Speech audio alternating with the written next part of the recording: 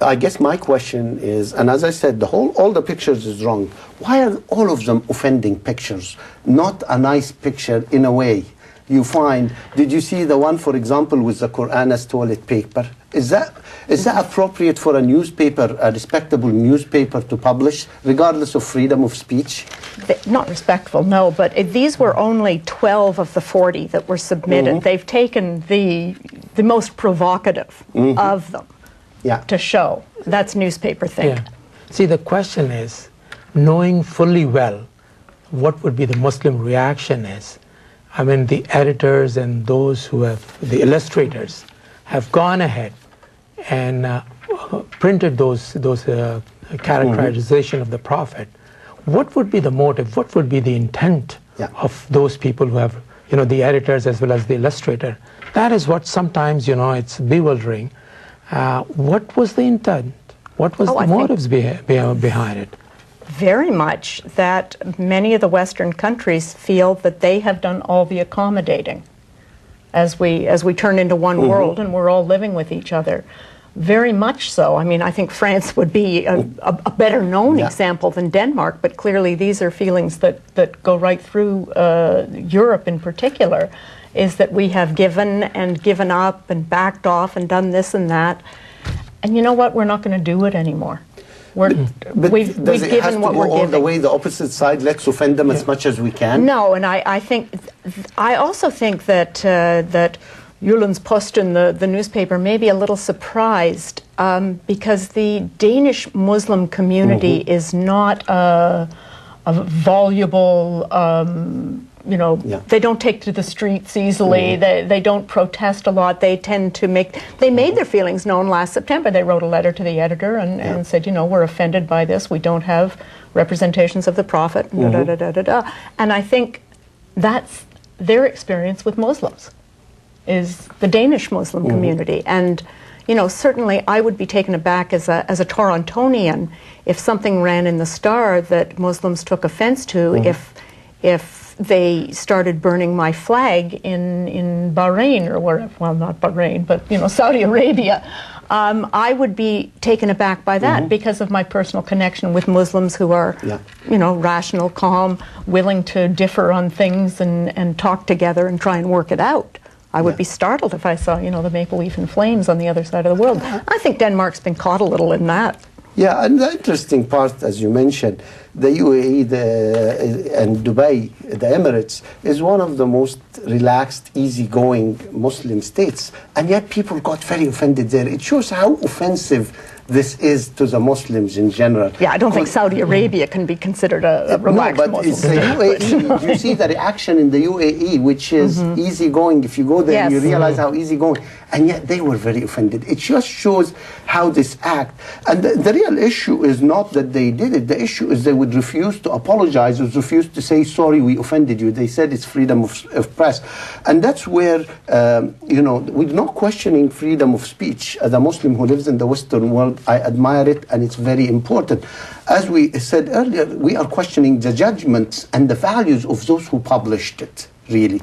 And why would they do something like that? Did they rise up in the same way when Arab newspapers published clearly anti-Semitic caricatures of Jews? I had a couple examples of them that are more horrifying to me, of Jews with Palestinian babies on the ends of pikes and such. If I saw the same outrage for every offense against courtesy to another person's faith, absolutely, I would be more encouraged. And the important thing is all groups should not accept something like that. And if they today pick on Islam, tomorrow they'll pick on other religions. And there has to be a respect for faith. Like we read about in Harun Siddiqui, okay, if somebody like that tomorrow puts the Pope in a sexual position, is that appropriate? That's not the same. That's not the same. The Pope is not the prophet.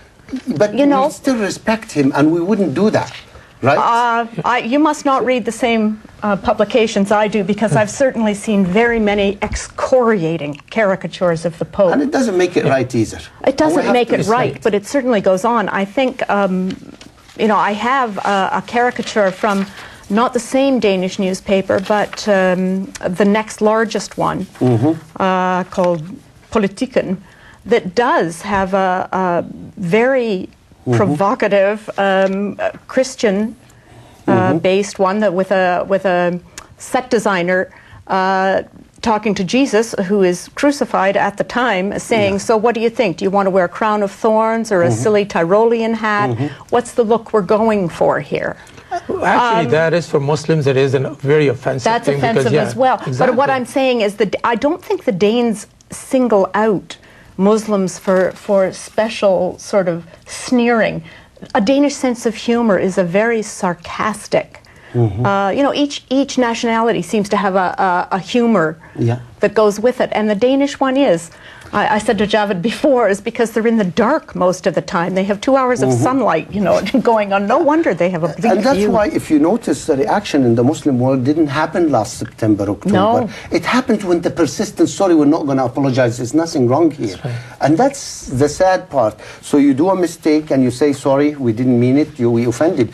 But only, the noticeable thing, only when there is economical or financial loss are they apologizing. And that's sad, because we talk about a civilized world and freedom of speech. The civilized world, when they hurt 1 billion people, it's okay. But when they're hurt in their pocket, now let's talk and let's apologize.